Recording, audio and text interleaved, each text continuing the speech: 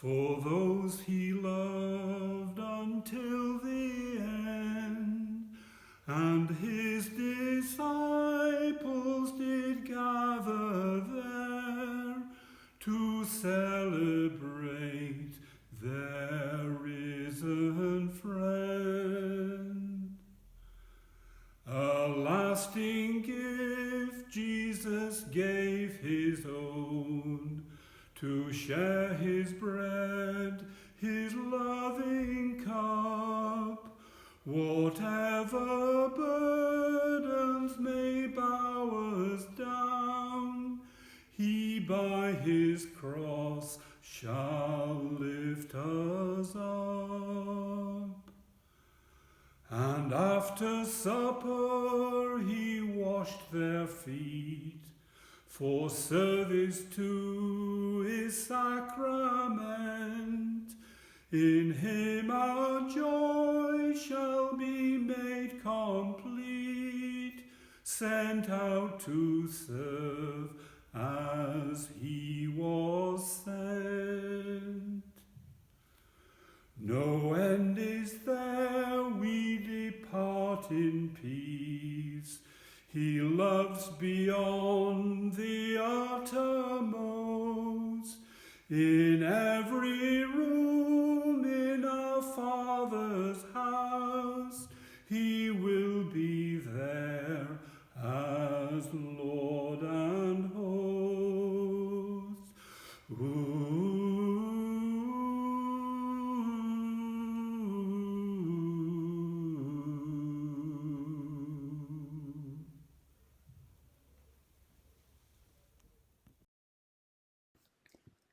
The disciples left, found everything just as Jesus told them, and prepared the Passover meal.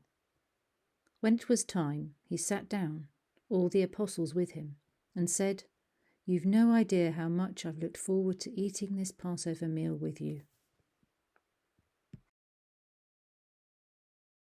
It was at the end of a busy week. They were sitting at a table in an upstairs room. Some food had been eaten, some was still untouched. The disciples talked and Jesus listened. Then Jesus talked and the disciples listened. Then Peter said, "Jesus?" "Yes, Peter." "When are we going to see your kingdom?" "Pardon?" "When are we going to see the kingdom that you talk about? I mean, we've been with you for 3 years now, and really, we're none the wiser. I mean, I lost my job for you. I lost all my money. The only thing I wanted to lose was my mother-in-law, but you interfered, so she's still with us. And all this time, you've been talking about the kingdom. When are we going to see it?"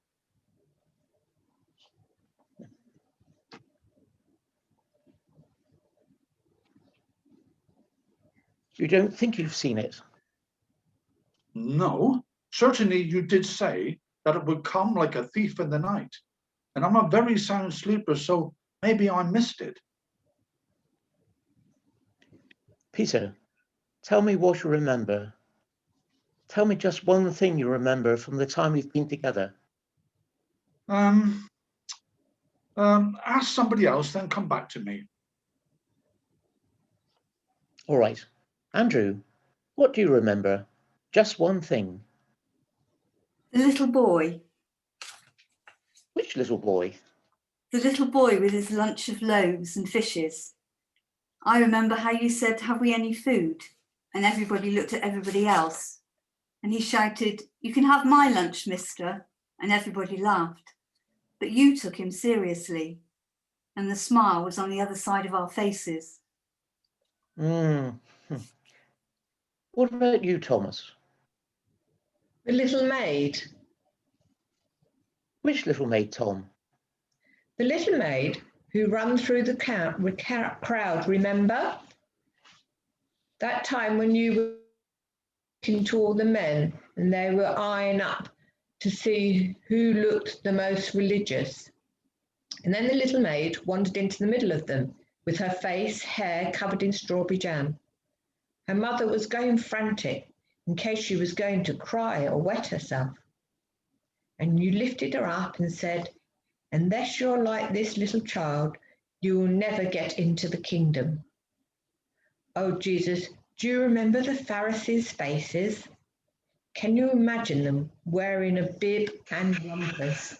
I don't exactly remember you being very enthusiastic when I asked you to hold her, Tom.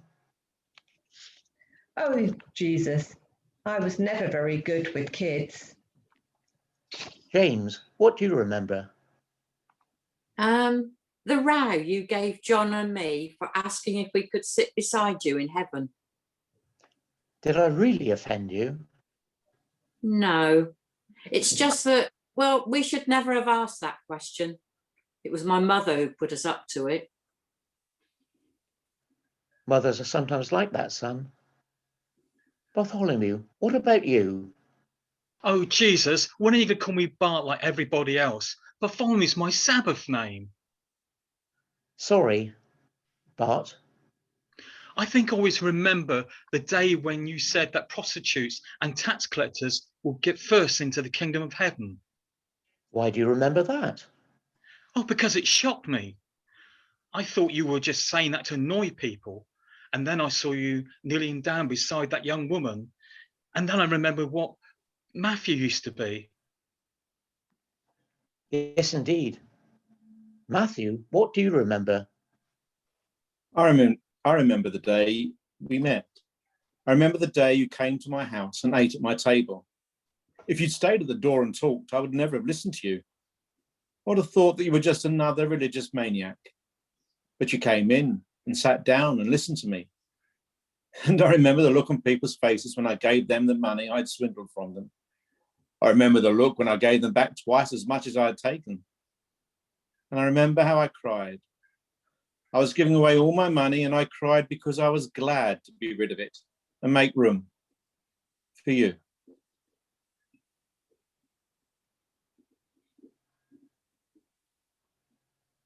I remember that day too, Matthew. Peter, have you made up your mind yet? No, I'm still thinking. All right. Thaddeus, you never say much. Have you seen much? I remember you crying. Why? Because I'd never seen a man crying, and in front of women, and not in front of other men. Are you afraid of tears, Thaddeus? No, not now. Jim, we haven't heard from you. I was just thinking about the day you told the story about the Good Samaritan. What makes you remember that story in particular? Well, it put me off being a priest for life. Really? Remind me to tell you the story of the prodigal son. It might put you off drink for life. Philip, what do you remember? I remember the day you asked the cripple at the side of the lake if he wanted to get better. I'm sure that if he could have walked, he'd have jumped up and booted you. I mean, he wasn't exactly lying there to get a suntan. Sometimes you have to ask hard questions, Philip. Simon, what about you? I'm thinking about another time you were hard on somebody. You remember the rich young man who loved his parents and behaved well, but he didn't want to part with his money when you asked him. You were really hard on him. So I was, Simon. You wanted me to apologise, didn't you? You wanted me to run after him and say, I didn't really mean it. You wanted him to get into the kingdom of heaven as easy as he got into the businessman's club. I don't know. But if you want to know what I remember, it happened only on Tuesday. When you let that poor woman pour perfume all over your head. The gifts of the poor, Judas. But that could have been sold for a fortune. I think we've had this argument already. Peter, have you made up your mind yet? The mountaintop, you and Moses and Elijah having a conversation. I still think someone should have built a shrine or painted a picture of it. Peter, what you saw was for your soul, not for your display cabinet. Now, do remember your original question. No, what was it? You asked me when you were going to see the kingdom, and all that you and the others have said proves to me that you have at least glimpsed it. For whoever has seen me has seen the Maker, and whoever has known what you have known has experienced the kingdom. It is not of this world, but it happens in this world. It happens without you, and it happens within you. It is still to come, but it is already here. The feast is still to be held, but the invitations are going out. And then, as they were sitting back, chewing over his words, he took a piece of bread, he blessed it and tore it up, and then shared it with us. Take, eat. This is my body. Do this to remember me. Later, he picked up a cup of wine, thanked God for it, and passed it round. This will be my last drink until we drink together in the feast in the kingdom.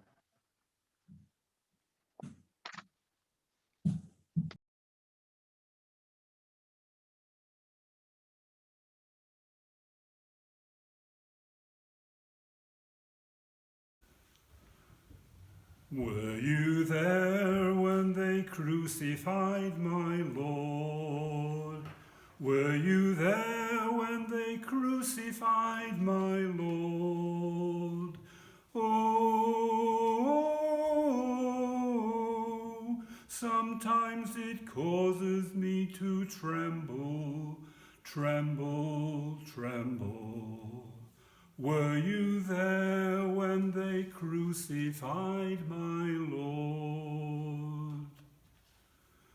Were you there when they nailed him to the tree? Were you there when they nailed him to the tree? Oh, sometimes it causes me to tremble, tremble, tremble. Were you there when they nailed him to the tree? Were you there when they laid him in the tomb? Were you there when they laid him in the tomb? Oh, sometimes it causes me to tremble, tremble, tremble. Were you there when they laid him in the tomb? Were you there when he rose up from the grave? Were you there when he rose up from the grave? Oh, sometimes it causes me to tremble, tremble, tremble. Were you there when he rose up from the grave? Were you there when he rose up from the grave?